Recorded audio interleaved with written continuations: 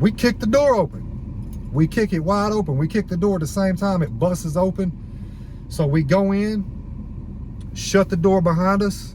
They're not home. Nobody's home. So immediately I start looking for my TV.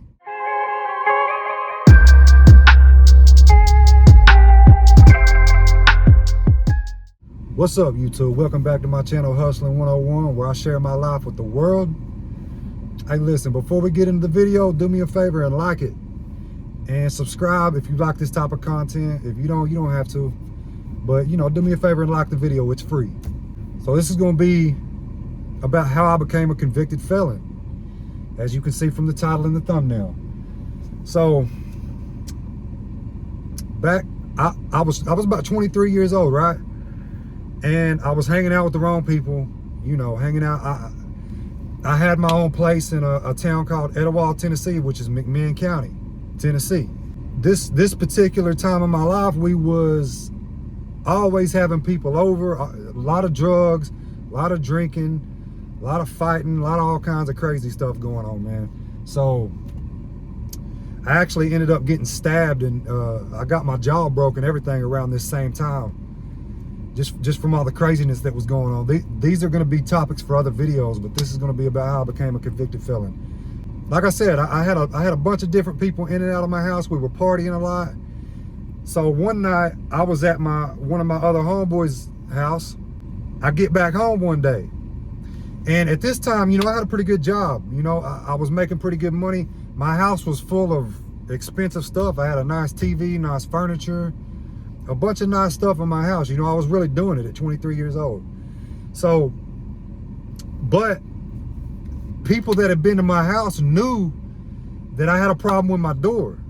You could just walk up and push my door open, man. And you had to have been in my house to know that. So I come back home one day, or that night, and notice my TV's gone. Somebody had broke in and stole my TV.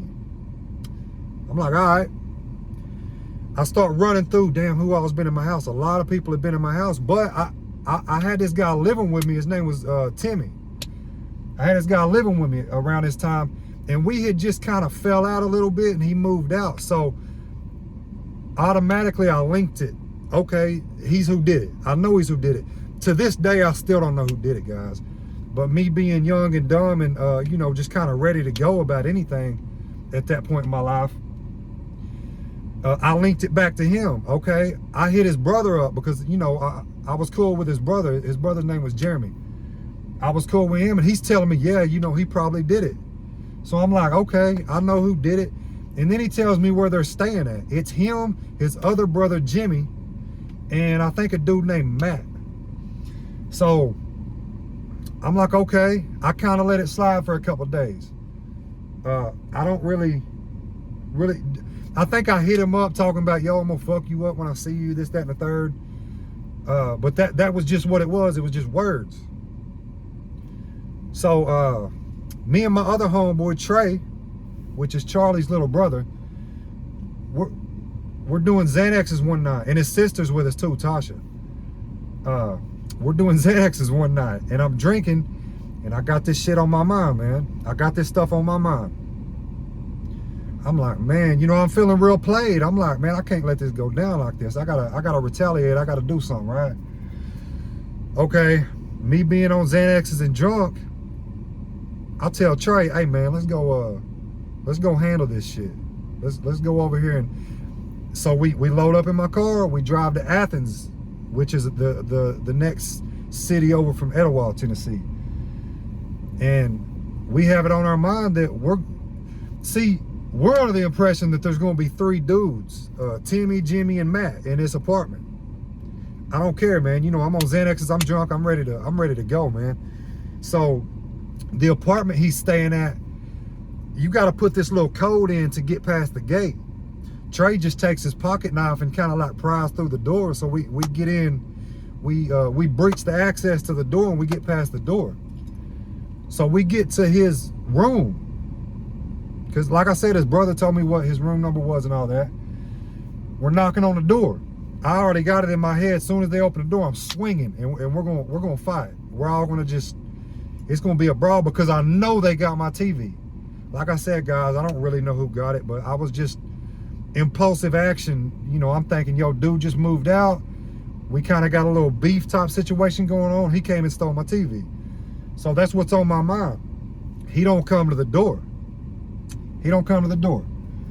So me and Trey's like, hey man, we kick the door open. We kick it wide open. We kick the door at the same time. It busts open.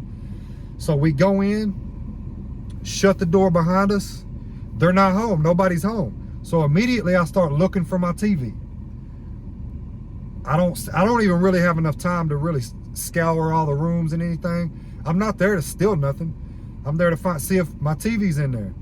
You know, and even if they had stole it, they probably sold it the night they stole it. They probably went and got money for it. So I wouldn't have found it either way, but I'm looking. Lo and behold, I hear a knock at the door, somebody beating on the door. I run to the door, open it. It's Jimmy, which is the dude's brother that I think stole my TV. I shove his ass back real quick.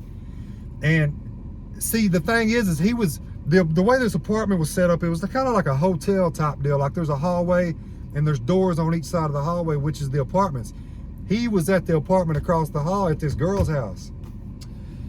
And as soon as I shove him back and tell him, you know, like, you know, what's up? Did you take my TV? This, that, and the third. And before I'm really able to get off on him, the girl starts yelling about, we called the police. The police are on the way.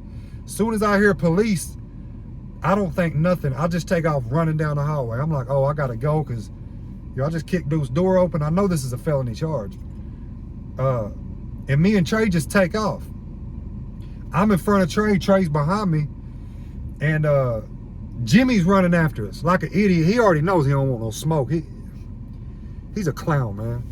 And I'm gonna say it on here. You know, he's the reason I'm the reason I got my felony. I shouldn't have did what I did, but he didn't have to call and press charges on me either. So whatever, you know, he's a clown. And if you see this, you know you're a clown. That felony's caused me a lot of problems in my life. But at the end of the day, I'm accountable for what I did. I made the decision to go kick dude's door open.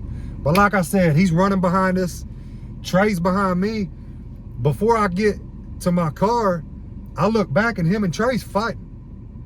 I'm like, damn. So I run up and go to swing at him, and he backs up real quick.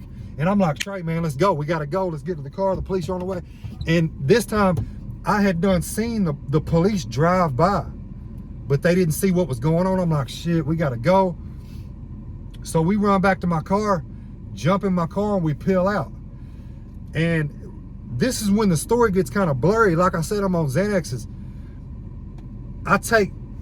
Don't ask me why I did this, guys, but I take main roads all the way home, knowing that they just called the police and told them what I drive, what my name is, who I'm with, everything about me. So I know every back road. I could have took back roads, but I was high and drunk. I guess I just wasn't thinking. I take main roads the whole way there. I almost get all the way home. It's like a 20-minute drive. And the police spot me, pull me over. They ask me what I'm doing. You know, I'm bucking on them. I'm like, yeah, why are you pulling me over? Don't worry about what I'm doing. He's asking me for my ID. I said, you ain't getting my ID. So then they get physical with me and yank me out the vehicle. We're rolling around. They detain me or whatever, put me in handcuffs. He gets my wallet out and he's like, yeah, you're the guy we're looking for. We got a call. You just committed an aggravated burglary. And for those of you that don't know about, you know, burglaries and stuff like that, I know it sounds like some thieving stuff, but it really ain't. Like if you just go in somebody's place of residence when they're not there, that's burglary automatically. So I got charged with aggravated burglary, which is violent, because apparently I assaulted him. I got charged with assault and kicking the door open. You know, I went about it in a violent manner, so they made it aggravated, which is worse than just a regular burglary. So I got charged with a aggravated burglary. They arrest me, take me back to, they end up letting Trey go. Oh, Trey's a minor at this time too. Trey's like 17, something like that. I'm 23. Actually, they don't let him go. They arrest him too, but they don't take him to jail. They just cite him to court. His mom has to come and get him. His mom's actually the one that stabbed me. I've talked about that story, but I'm gonna remake that video because I can do it better. They end up citing Trey to court. Like I said, he's a minor, and they take me to jail. They take me to jail, and in the little questioning room, there, I still got the same. I had some Jordans on. I had a pair of gray Jordans on. I'll never forget. To be on Xanaxes, I actually remember what type of shoes I had on. So they take a picture of the bottom of my shoe because when we kicked this door, there was a footprint on the door, and they had took a picture of the door and took a picture of the bottom of my shoes, so I couldn't really fight it. You know, they had me. And yeah, that's basically how I that's how I became a convicted felon, man. I don't advise anybody, don't do no crimes, don't become no convicted felon, because it'll really affect your life in a negative way, man, especially when it comes to jobs and even getting places to live. If you want to rent, you know, a lot of these landlords and stuff do background checks. A lot of people in general do background checks, you know. So, you know, quick little story about how I caught my felony. But you already know what it is. I'm just a guy that decided to get on YouTube, share his crazy life with the world. Like, comment, subscribe if you get value out of this type of content. And as always, peace out.